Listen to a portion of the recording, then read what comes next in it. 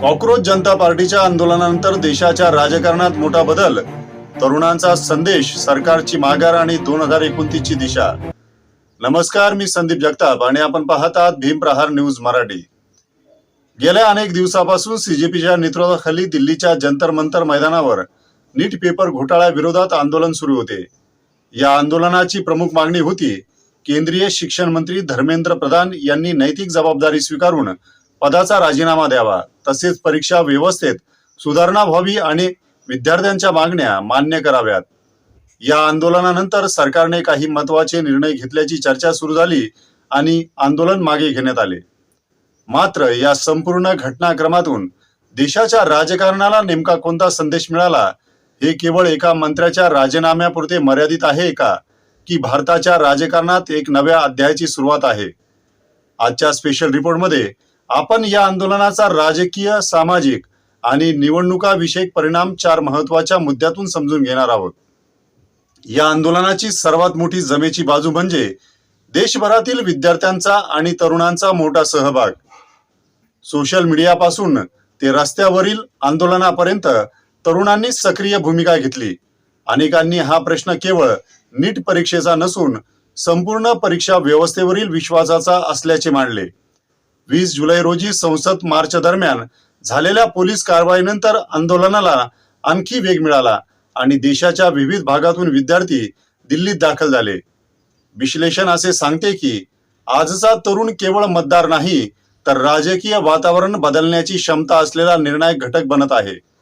त्यामुळे शिक्षण, रोजगार, स्पर्धा परीक्षा आणि युवकांचे भविष्य हे मुद्दे आता कोणत्याही सरकारसाठी दुर्लक्षित करणे कठीण होऊ शकते. या आंदोलनाचा दुसरा महत्त्वाचा परिणाम म्हणजे विरोधकांना एक प्रभावी मुद्दा मिळाला. काँग्रेससह विविध विरोधी पक्षांनी विद्यार्थ्यांच्या मागण्यांना पाठिंबा दिला. संसदेत आणि संसदेबाहेर सरकारवर दबाव वाढवण्याचा प्रयत्न झाला. राजकीय विश्लेषकांच्या मते अनेक वर्षांनंतर विरोधकांना जनतेशी थेट जोडणारा असा भावनिक आणि तरुणांशी संबंधित मुद्दा मिळाला. म्हणूनच आगामी काळात विरोधक शिक्षण, बेरोजगारी आणि परीक्षा व्यवस्थेतील त्रुटींना अधिक आक्रमकपणे राजकीय मुद्दा बनवू शकतात. या आंदोलनामुळे सरकारच्या प्रतिमेवर किती परिणाम झाला याचे उत्तर भविष्यात मिळेल. मात्र एवढे निश्चित आहे की विद्यार्थ्यांच्या असंतोषाने शिक्षण आणि रोजगार हे विषय पुन्हा चर्चेच्या केंद्रस्थानी आणले. सरकारसमोर आता 2 मोठी आव्हाने आहेत.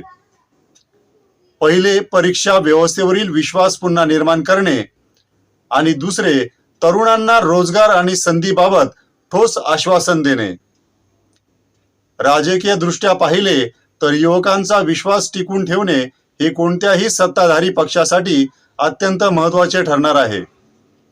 2014 मध्ये भ्रष्टाचार, 2019 आणि 2024 मध्ये विकास हे निवडणुकीतील प्रमुख मुद्दे मानले गेले. मात्र आता राजकीय विश्लेषकांच्या चर्चेत एक नवा मुद्दा समोर येत आहे.